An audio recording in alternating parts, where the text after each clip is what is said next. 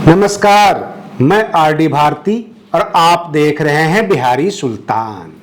हरियाणा चुनाव के अंदर प्रचार प्रसार और नेताओं की गहमा गहमी, गठबंधन की खबरें, ये तमाम चीजें चरम पर है। मैं आपको बता दूं कि हरियाणा के 90 सीट पर चुनाव होना है। असेंबली इलेक्शन है, यानी विधानसभा चुनाव है। ऐसे जम्मू एंड कश्मीर में भी चुनाव है, उधर से भी खबरें आ रही है। लेकिन सबसे पहले मैं आपको हरियाणा लेकर चलता हूं, जहां पर कांग्रेस का दावा है कि हम सरकार बनाएंगे, भाजपा को हराएंगे। भाजपा के मुख्यमंत्री नायब सिंह सैनी ये कहते हैं कि हम पूर्ण बहुमत से सरकार बनाएंगे, हम सत्ता में दोबारा वापसी कर रहे हैं। उधर आम आदमी पार्टी और कांग्रेस का गठबंधन करीब करीब अब खत्म है, नहीं होगा। कारण 12 तारीख तक नामांकन है और अभी तक किसी प्रकार का कोई फैसला नहीं हो पाया। आज 10 तारीख है, कल 11, परसों 12, परसों नामांकन खत्म हो जाएगा। नेताओं की बैठक नहीं हो पाई, बात बन नहीं रही है। उधर दीपेंद्र हुड्डा कहते हैं कि हमारी कोशिश जारी है। इधर आम आदमी पार्टी के मनीष सिसोदिया कहते हैं कि पूरे 90 सीट पर हम पूरी तैयारी के साथ चुनाव लड़ रहे हैं। ये आम आदमी पार्टी की तरफ से जारी किया गया बयान है। उधर दुष्यंत चौटाला जो जेजेपी के अध्यक्ष हैं, वो कहते हैं अगला मुख्यमंत्री हरियाणा का मैं बनूंगा। उधर अभय सिंह चौटाला और बहन मायावती जी की बहुजन समाज पार्टी ये गठबंधन में है। हरियाणा के चुनाव में सबके सब ताल ठोक रहे हैं और कांग्रेस की सबसे चार्मिंग उम्मीदवार विनेश फोगाट जो रसलर रह चुकी हैं, इस बार चुनावी मैदान में है। उनका कहना है कि हम जीवन भर लड़ाई तो लड़ते ही रहे हैं और जमकर लड़ेंगे, राजनीति के मैदान में भी लड़ेंगे, इनको हम नंगा करेंगे। उधर बृजभूषण शरण सिंह का कहना यह हुआ कि ये लोग जूनियर खिलाड़ियों का हक मारकर आगे बढ़ते थे, जनता इन्हें माफ नहीं करेगी। मैं आपको बता दूं, देश में चारों तरफ की खबरें हैं।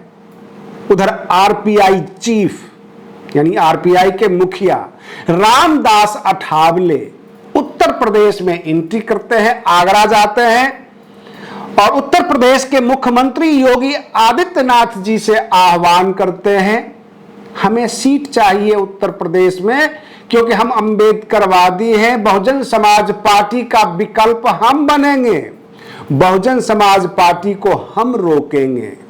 ये रामदास अठावले जो भाजपा के साथ हैं, भाजपा के कोटे से वो मंत्री बनते हैं। कहने का तात्पर्य, रामदास अठावले जी ने कहा कि जिस तरह से आपने अनुप्रिया पटेल, संजय निषाद और बाकी जो ओम प्रकाश राजभर वगैरह हैं उनको साथ रखे हुए हैं, ठीक उसी तरह उत्तर प्रदेश में आरपीआई यानी रिपब्लिकन पार्टी ऑफ इंडिया का जो है जगह दीजिए, हमें गठबंधन में लीजिए। बहन मायावती जी के चारों तरफ बहुजन समाज के लीडर ही इनको घेरते हुए नजर आ रहे हैं और बसपा का अपना जो आंदोलन है वो कोई चरम पर है नहीं, दिख नहीं रहा है। तो इस तरह से इनका वोट काट लिया जाता है। जो बिहार की खबरें हैं, बिहार में तेजस्वी यादव अपनी जन विश्वास यात्रा के दौरान समस्तीपुर से उन्होंने शुरुआत किया है और साफ साफ कहते हैं कि मुख्यमंत्री जी का इकबाल खत्म हो चुका है।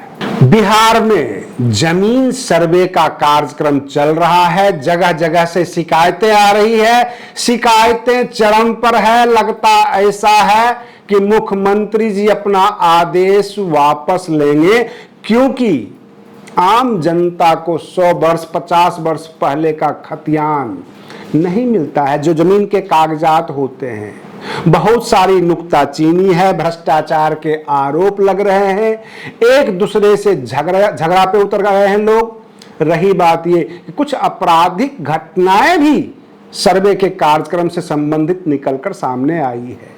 सरकार परेशान है और लगता है कहीं ये सर्वे का कार्यक्रम वापस ना ले ले। एक प्रेस कॉन्फ्रेंस में तेजस्वी यादव जी ने कहा कि हमारे जो मुख्यमंत्री हैं उनका कोई अधिकारी सुनता नहीं है, इनके मंत्री का कोई भी आदेश अधिकारी मानते नहीं है, इनका इकबाल खत्म हो चुका है। 17 महीने जो मेरा शासन था, उस शासन में जो भी हमने फॉर्मेट तैयार किया, प्लेटफॉर्म तैयार किया, उसके तहत युवाओं को नौकरियां मिली। हम लड़ाई लड़ रहे हैं बेरोजगारी के खिलाफ, हम लड़ाई लड़ रहे हैं युवाओं के लिए, किसानों के लिए, महिलाओं के लिए। इनके शासन काल के बनाए हुए पुल ध्वस्त होते हैं। ये 1 साल 2 साल के लिए कभी उधर जाते हैं, कभी इधर जाते हैं, पलटी तो ये मारते हैं। कहने का तात्पर्य है, तीसरे नंबर की पार्टी है नीतीश कुमार की, पर मुख्यमंत्री बनते हैं, कभी भाजपा से जुड़ जाते हैं, कभी तेजस्वी यादव से जुड़ जाते हैं।